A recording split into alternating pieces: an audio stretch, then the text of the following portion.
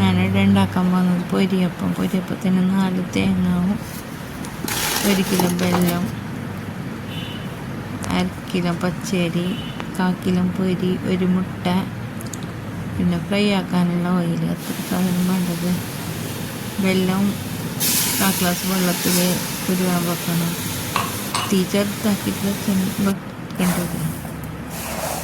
ആ സമയത്ത് പൊരിനെ പൊടിച്ചിട്ട് വെക്കണം. വെള്ളം അരിച്ചിട്ട് എടുക്കണം. വേറെ പാത്രത്തിലേക്ക് പൊടിയാൻ പറ്റുന്നുണ്ടിട്ട് എന്നിട്ട് അത് വലിയ ചട്ടിയിൽ ഒഴിച്ചിട്ട് തീ ചെറുതിൽ വെച്ച് 10 മിനിറ്റ് വെക്കണം.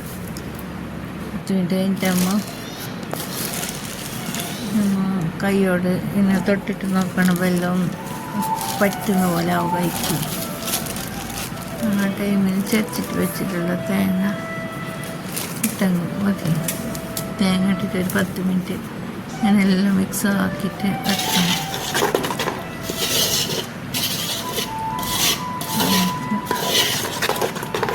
പൊരിപ്പൊടി അടുപ്പ് നിറക്കി വെച്ചിട്ട് പൊരിപ്പൊടി ഇടണം. അടുപ്പിലൊക്കെ തന്നെ ഇടാൻ കഴിയണം പൊരിന് പൊടി.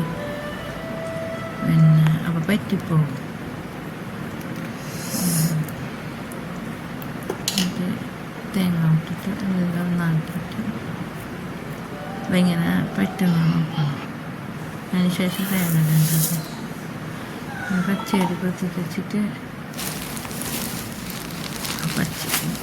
പച്ചരിൻ്റെ അത്ര തന്നെ വെള്ളം കൂട്ടണം. വേറെ വെള്ളം ആയിക്കൂടാ.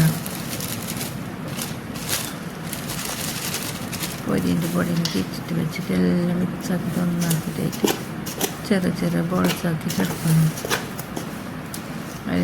എല്ലാം ഫുള്ളും എല്ലാം ബോൾസാക്കിയിട്ട് പച്ചരി അരച്ചിട്ട് പിന്നെ ഒരു മണ്ണയിലിടുന്ന അത്ര തന്നെ പച്ചരിയിലിട്ട് വെക്കണം. 2 മിനിറ്റ് ഇട്ട് വെക്കണം. അപ്പോൾ അത് പൊടിക്കും. പെട്ടിയിലേക്ക് ഉണ്ടാക്കുമ്പോൾ നല്ല ഉറപ്പിലുണ്ടാക്കണം. പിന്നെ എണ്ണ നള്ളിപ്പോവും.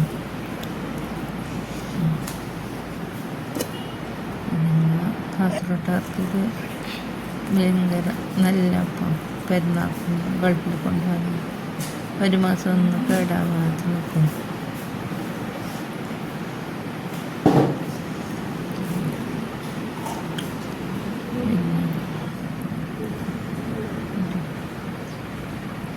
ബോൾസാക്കിയിട്ട് വെച്ചിട്ടായിട്ട്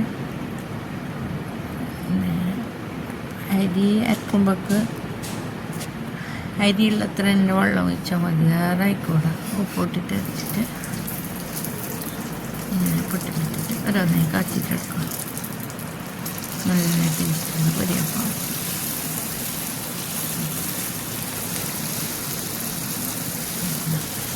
എല്ലാം ഉണ്ടാക്കി നല്ല ടേസ്റ്റ്.